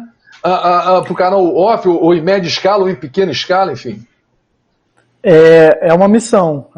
A gente faz em grande escala, são 8, às vezes 10 projetos no ano, cada um com 13 episódios, de meia hora cada um. Tem alguns anos já que a gente cospe mais de 100 episódios de TV por ano, e basicamente a cada 3 dias, 4 dias sai um, pronto. Com, assim, entre outras coisas, mas muitos com a temática surf. Lógico, tem viagem, lógico que tem comportamento, tem toda a cultura por trás, mas tem surf, tem um monte de performance, dependendo do projeto. E a batalha é exatamente essa, né? É engraçado porque lá no SAL a gente começou a empresa com os sócios, amigos, surfistas e tal, mas hoje em dia o negócio é super diverso, tem várias outras frentes, trabalha com a Nike, com o Google, coisas de documentário, institucional. Mas a parte do surf ainda é muito presente e a gente tem na casa, sei lá, 40 e tantas pessoas e, de repente, 30 hoje em dia nem pegam onda, nunca subiram numa prancha, mas já entendem totalmente do assunto, igual o Petit estava falando ali, as meninas da finalização, que nem a praia vão, que nem gostam do assunto, já fica, eu sei quem é o Medina, eu sei não sei quem é esse cara, essa onda é boa mais ou menos. Isso aqui já começa a discernir, assim, que é tudo muito parecido, mas não é exatamente igual. E para a gente o desafio e a graça de ficar fazendo isso, né, repetidamente, over and over ali, é justamente comunicar isso para o leigo, para as pessoas que não são do meio, de uma maneira que interesse. Porque assim, a onda em si, do cara ir ali e tal, deu manobra, não deu, é menos importante, até para a gente que é surfista. Hoje em dia o barato é tentar comunicar a sensação, onde é que o cara estava, o que teve de legal naquele dia, o que teve de especial, o que tinha por trás. Como é que o Medina chegou, esse garoto nessa idade de Maresias, a ser o Medina que é hoje, com 200 patrocínios na prancha, 10 milhões na conta todo ano, e não sei. Como é que essa história inteira acontece? Eu acho que esse é o bacana, é contar as histórias pessoais. No fundo, eu encaro isso aí como qualquer outro tema. É lógico que eu sou mega suspeito para falar, porque eu sou surfista pra caramba e fui trabalhar com isso para poder, de alguma forma, estar perto da história pela minha total e completa falta de talento em cima da prancha. Falei, não, o jeito de eu estar próximo do esporte tem que ser de outra maneira. Pegando onda certamente não vai ser. Por sorte, até hoje em dia, dou graças a Deus não ter tido talento de pegar onda, porque a vida do surfista profissional não é fácil. Prefiro hoje estar na minha posição ao lado deles, registrando eles. e contando as histórias deles, mas eu encaro como se fosse qualquer outro tema, apesar de ser fascinado pela coisa do surf. Para mim, contar a história do... O João Moreira Salles, né, falava muito isso quando está falando de documentário, né? Você vai fazer um documentário sobre uma corrida de cavalo, se você está registrando, escolhe contar a história do cavalo que ganha, do jockey que ganha, ou do último colocado, é uma história, de certa forma, fácil de fazer. Você tem um negócio espetacular. Agora, vai contar do cavalo do meio, que chegou no 4º lugar ali. O que você tira, né, daquela experiência ali? Você tem que ir atrás da história, né? Quem é esse cara? Como é que ele chegou até ali? Que lugar é esse que eles estão? O que aconteceu naquele dia? Para a gente, hoje em dia, é muito mais ir em busca desses bastidores, sabe? Desse backstory do negócio inteiro. E o surf, como, aliás, eu acho que quase qualquer coisa na vida é muito rico de assunto, é muito, muito rico de acontecimento, de história, né? Tá aqui o Petit falando, tem um monte de gente fazendo. Ele mesmo já se envolveu em vários projetos e cada um... Falar do Pier é diferente do 70 e tal, que é diferente... Tem muitas nuances, as pessoas são outras, às vezes é o mesmo ano, mas você está com outro viés, um fala mais da música, o outro é do surf em si, ou da cultura de Saquarema, de acampamento, da história de um cara que foi atrás de uma menina, porque queria levar ela para Garopaba. Cara, tem tanta coisa tão bacana assim no universo, e eu acho que é o retrato desse momento que a gente está vivendo agora de comunicação, né? O que não falta é conteúdo, inclusive tem até muita porcaria, né? Assim, você abre o YouTube e você fica perdido, do vídeo do gatinho tocando piano, até uns puta documentários alucinantes feitos de forma independente, de 15 minutos ali, que um garoto lá da Noruega fez sozinho no celular. Então, para você achar essa história, né, que todo mundo tem alguma coisa para dizer hoje em dia, todo mundo tem a câmera, vai lá e cospe aquilo, né, de alguma forma nas plataformas, a gente tenta se posicionar, esse é o tipo de história que a gente gosta de contar, para quem obviamente gosta de mar, de praia, cultura de praia, vai encontrar muita coisa nossa, né, falando disso, mas eu acho que as histórias são infinitas, por mais parecidas e semelhantes que elas de fora possam parecer, igual a capa de revista, né? Todos os meus amigos que não pegam onda, olham e falam, porra, uma revista de surf, pra mim, eu nem sei se é desse mês, de 3 anos atrás, olha aquela, porra, um negócio ali, a onda azul, um cara com uma plancha colorida. Você abre aquilo ali e você vê, não, saindo do momento capa, você vê que tem muita coisa embaixo. Pra gente, o desafio é esse. A gente faz isso para lá de 15, 20 anos já chegando, fazendo essa história, e eu acho que está longe de esgotar o tema. Assim, todo dia pipoca aí uma ideia de um troço que a gente, queria contar isso, e os feitos vão sendo, né, vão acontecendo, é isso. Agora a gente tem uma nova geração aí, o Bocão, que aliás é talvez uma das figuras que eu mais admiro nessa história inteira, porque deu start nessa onda inteira. Primeiro programa de surf do mundo foi feito por ele, né? O cara no Brasil foi ter a ideia e montar um modelo, o formato de fazer a história, e fez isso muito bem durante muitos anos, assim, no quesito jornalismo. Os caras dão banho. E eu até hoje brinco, né? Outro dia, até falando com ele, brincando, o Bocão passou anos escrevendo na revista das gerações anteriores de surf competição, que tirar o cara tirava um 5º lugar, a gente falava 3 meses no negócio. Agora a gente tem 4 títulos mundiais, no espaço de 5 anos, 20, sei lá, das últimas 30 etapas, acho que 20 os brasileiros ganharam. Puta, a quantidade de história que brotou para contar, então a gente tem muita coisa, passado, presente e futuro ainda, para tomar conta aí, para registrar, para documentar, para contar para os outros. Se puder continuar fazendo isso enquanto pagar as contas, eu vou fazer feliz da vida. Que beleza. Maravilha, maravilha. Otávio, me escuta? Sim, claro. Claro. Vamos lá. Eu queria falar contigo. Na escuta, positivo. Tá ouvindo? Na escuta. Não, pegando esse gancho aqui de tantas histórias, né? Quer dizer, a gente vê que o surf, né? Você mesmo estava colocando, né? O berço do surf, o arpoador.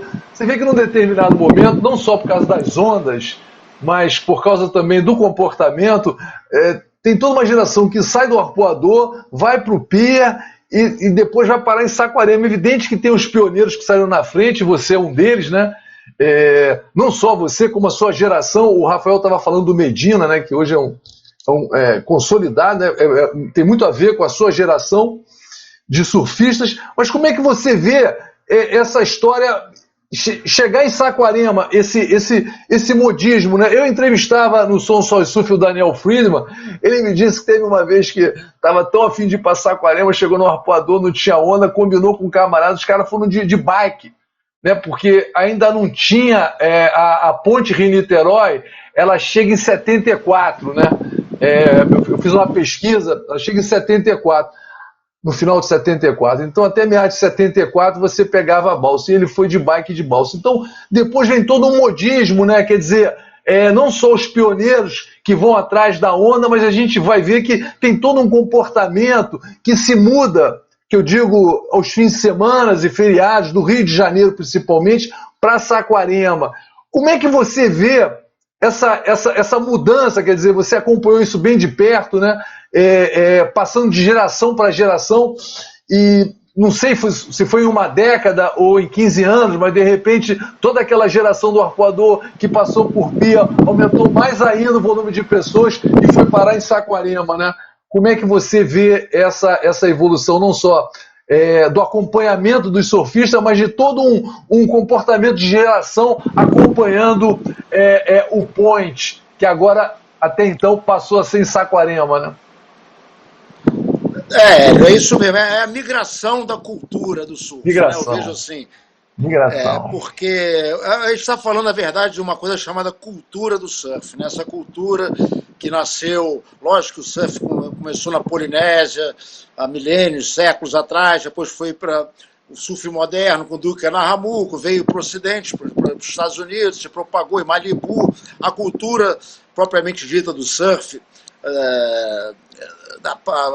a pessoa despojada, irreverência do surf ali em Malibu, que foi o berço do surf nos Estados Unidos, ali em Hollywood, que eram muitos escritores, intelectuais, poetas, pessoal do cinema. Então essa cultura se entranhou nos Estados Unidos, o surf, na música, né? Os Beach Boys, etc. E foi tudo influenciando, sendo importado aqui para o Brasil, aportou no arpoador essa cultura do surf, com os pranchões na pré-história do surf. Eu fui testemunha ocular disso, que quando eu já tinha meus 10 anos, eu pegava onda de madeirite, os coroas, entre aspas, que era o Arduino Colaçante, o Mário Bração, o Serra, toda essa primeiríssima geração do surf, que fazia a primeira turma do arpoador, já estavam com pranchas de fibra, então eu pegava já um pontão de madeirite ainda, junto com esses caras. Então eu vi toda essa cultura se instalar ali no arpoador, né? Comportamento e tudo mais, era liberdade, era ameaçador, as pessoas tinham um pouco de medo, cara, do que o surf representava, aquela liberdade total. As pessoas começaram a usar bermudão, cortavam as calças compridas, fazer bermudão para não ralar as pernas com a parafina, e depois virou surfwear, virou moda, cabelos compridos, etc. E nesse inteirinho, essa primeira geração começou a mudança de guarda, se construir o pier, em 69, 70, que a gente achava que era uma ponte que ia de lugar nenhum, ele levava a lugar nenhum, mas era a instalação da missagem submarina. Aí a cultura, o pessoal começou, nós, né, vamos dizer, a meia dúzia de amigos, sentamos lá do lado do pier, a gente sabia que ia dar onda, começou a botar as pilares, começou a dar onda, a gente começou a surfar, se formou um point ali, e assim foi. Depois esse mesmo point de montar o pier voltou para o arpoador, que as ondas do arpoador ficaram meio ruins por uns anos, por esses 3 ou 4 anos, e a gente, nesse inteirinho, ia para Saquarema surfar. Eu comecei lá no final dos anos 60, 70, a gente acampava na praia. O Penho, né, o Carlos Penho, que foi o grande visionário, revolucionário, trouxe a primeira pranchinha dos Estados Unidos, do Havaí. A gente acampava em frente à casa dele, depois a gente começou a alugar a casa de pescador para morar, e começou essa cultura, migrou para Saquarema, e ali teve o festival de Woodstock, lá que você fez seu filme, né, Hélio? Que retratou muito bem toda a parte. Enfim, o Melim, que fez o 70 e tal, retratou toda essa cultura do surf, que é tão rica, né, hoje em dia. E a cultura de praia também, que começou no arpoador, né? Usar biquíni. Minha mãe e meu pai antes do surf, eles frequentavam o arpoador, começaram com frescobol, com jacaré, e ali o arpoador foi meu jardim de infância também, onde eu aprendi a nadar e a surfar, obviamente. Então essa cultura de surf foi crescendo. Teve uma época que foi para a Praia do Pepino, o Ponte com o PP, fez a barraquinha dele lá. O surf foi migrando para vários lugares, para o Brasil inteiro, inclusive. tem uma cultura, uma raiz do surf lá nos Santos também, né? E tem toda a história paulista do surf também, etc, etc. E para o Sul, né? A gente começou, eu e Maraca, a gente foi para o Sul em 1969, em busca da onda perfeita, fomos de ônibus já para Imbituba, surfamos lá em 69, depois começamos a ir de carro e tal, de Kombi para América do Sul, a gente ia para Havaí de Kombi, não conseguimos chegar, ficamos um ano e meio no Peru, atravessamos os anos, etc., em busca da onda perfeita. Então, resumindo, a cultura do surf, ela migra, né, pelo Brasil e foi para Saquarema atualmente. Ela já se instalou em Saquarema. Hoje em dia, Saquarema respira surf, né? Ele é uma cidade, uma surf city, né? Ela é uma cidade do surf e tudo tem a ver com surf. E a prefeitura captou muito bem esse espírito através dos anos. E a prefeita está realmente apoiando a Manuela, a nossa querida amiga, e o Pérez, nosso amigo também, que está botando o surf no devido lugar lá. Então, eu acho que foi por aí, né, cara, que o surf se instalou. E essa coisa do surf ser agora é a hora do surf, né? O Brasil é tricampeão mundial. E nossa geração, lá atrás, que a gente se considera precursor do profissionalismo, a gente começou os primeiros contratos de patrocínio. Eu fui patrocinado pelo Guaraná Antártica, que o Tony Lotar, que foi meu empresário, fechou um contrato mesmo com uma grande empresa naquela época, em 78. Depois eu fui com a São Paulo Alpargatas, com a US Top, uma marca de jeans, o Rico com a TV Globo, o Bocão com a Rum Bacardi, o Pepe e o Cauli Rodrigues, o Jornal do Brasil. Então, o patrocínio, o conceito começou aí, a gente ia representar o Brasil no circuito mundial, aos trancos e barrancos, sem treinamento. A gente era empresário, captava patrocínio, tinha que treinar, tinha que comprar passagem, ir trabalhar, ganhar dinheiro, pagar as contas. Então a gente começou a desbravar esse caminho, abrir, e então eu fico muito orgulhoso de ter, vamos dizer assim, a gente abriu de todas as maneiras, as portas para o Brasil, para o Medina, para o Ítalo Ferreira, para o Felipe Toledo e para o Mineirinho, todos os campeões mundiais. A gente fica com muito orgulho de ver isso. E a gente realmente vê o Brasil onde chegou, uma potência do surf, e o surf ficou olímpico hoje em dia, né? Terminou agora o surf como esporte olímpico. Então, é só gratidão, é só orgulho mesmo, e vocês todos aí desse universo do audiovisual contribuíram, o Petit, né? o Carlos Sanfelício, o Rafael Melim, enfim, todo mundo, você, né, Hélio, resgatou essa coisa de comportamento, Saquarema, do rock and roll com surf, tudo junto e misturado. Então a gente está tentando manter isso, e o material todo realmente é a história, toda a história só tem que ser preservada para a posteridade. É isso que o Melim fala, é isso que o Petit fala, é isso que nós queremos fazer também. Vamos finalizar. O Fedoca e o Múcio Corzelli, que foram muito importantes, apesar que ele tem esse material todo. Então, quero dar o parabéns a todos por preservar o nosso esporte, manter ele vivo e com memória, né? Porque ele tinha perdido a memória, agora vocês trazendo tudo isso de volta. Obrigado a todos aí. Valeu. Olha, eu queria agradecer aí ao Alexandre, ao Luiz, ao Rafael, ao Petit, agradecer a Carolina Paiva, parabenizar por esse grande evento aí do Fest Cine Saquá, a oportunidade que ela nos deu aqui, presenciando aqui com essa mesa da memória do audiovisual do surf brasileiro. Agradecer à Prefeitura, novamente, em nome do secretário Manuel Vieira. Muito obrigado. Eu acho que estamos torcendo para as próximas edições desse festival, a gente abrir novas mesas. Eu acho que o debate do arquivo, da restauração é super importante, né? No surf a gente fala muito do arquivo amador, isso é de grande importância. Então, muito obrigado. Alexandre, quer dar uma palavra final? Quero. Você já está com o tempo. Não, é só falar que nesse momento de pandemia, a importância do arquivo como produtor de conteúdo. Hoje nós temos uma coisa que é muito difícil produzir. Então, o arquivo passa a ser uma coisa de pesquisa para poder realizar outros projetos. Muito bem lembrado, né?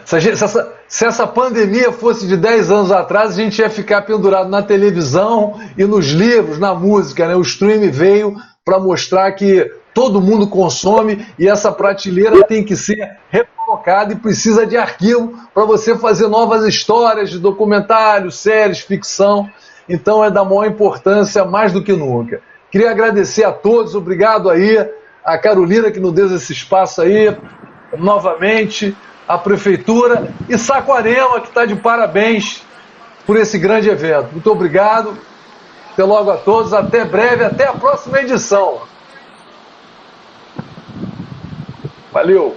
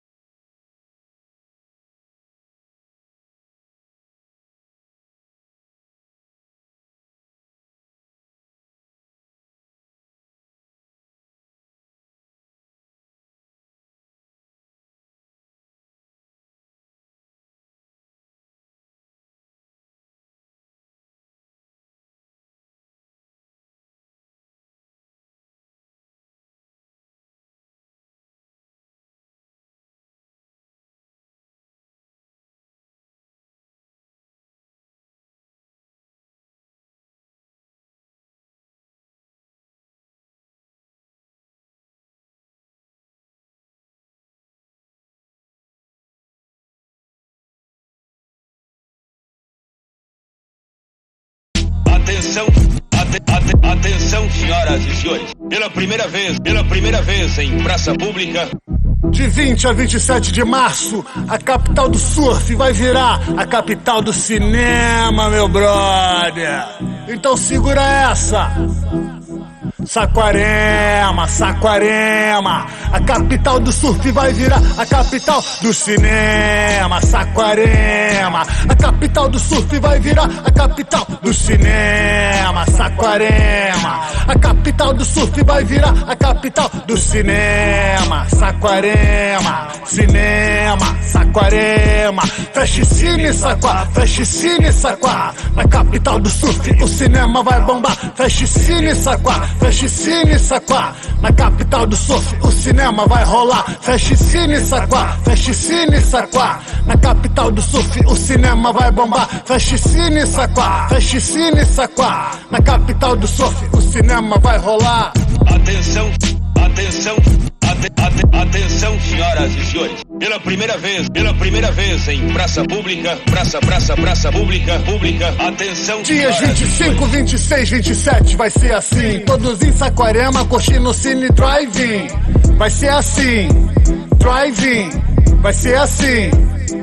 Dias 25, 26, 27 vai ser assim. Todos em Saquarema curtindo o Cine Drive-In. Vai ser assim, Drive-In, vai ser assim.